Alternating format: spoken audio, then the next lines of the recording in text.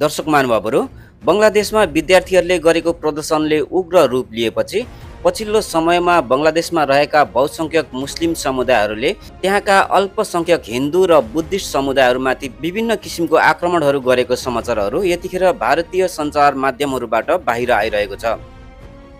बङ्गलादेशमा विद्यार्थीहरूले गरेको त्यो प्रदर्शनलाई माध्यम बनाएर नेपाल र भारतमा रहेका कट्टरपन्थी हिन्दूहरूले पनि हिन्दू र मुस्लिम बीचमा झडप सिर्जना गराउन पुराना भिडियो सामग्रीहरू प्रचार प्रसार गरिरहेका छन्।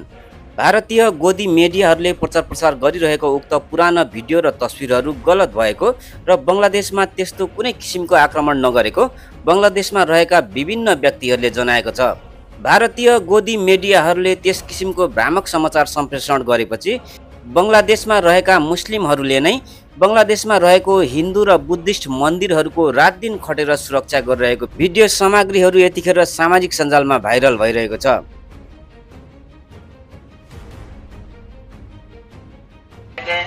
সারা দেশব্যাপী হিন্দুদের বাড়ি মন্দির নিরাপত্তার ব্যাপারে আমরা কাজ করতেছি।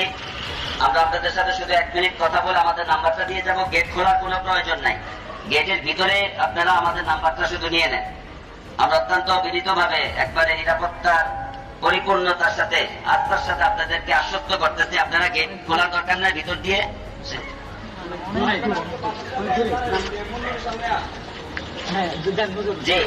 যে আমাদের আপনারা শুধু আমাদের নাম্বারটা নিয়ে যান, নিশ্চিন্তে আসেন। গেট খোলার কোনো প্রয়োজন নেই, গেট খোলার কোনো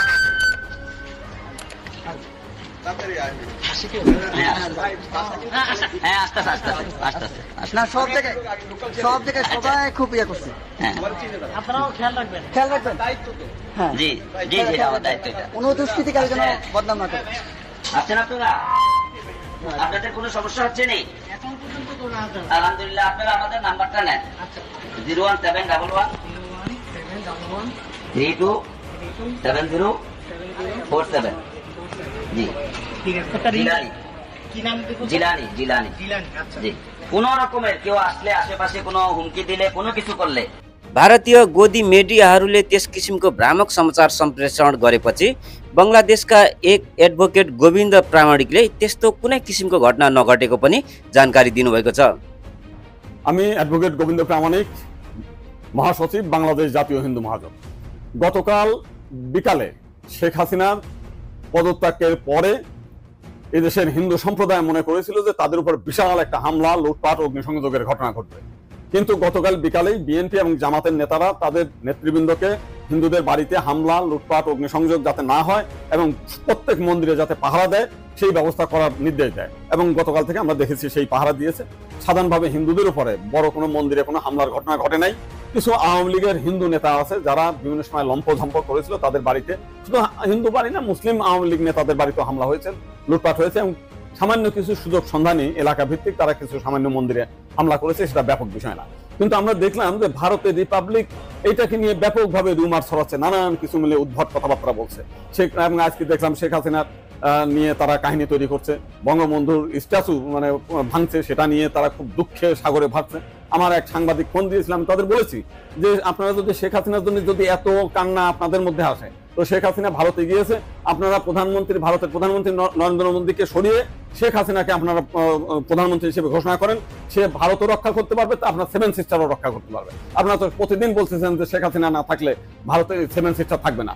এইবার আপনাদের একটা বিশাল সুযোগ আছে, আপনারা শেখ হাসিনাকে ভারতের প্রধানমন্ত্রী করেন।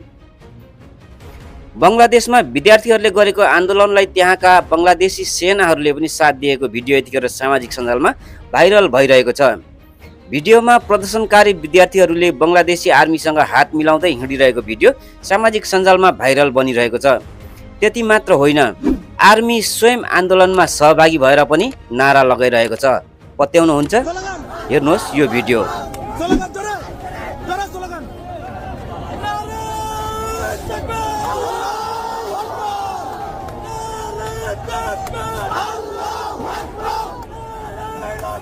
Allah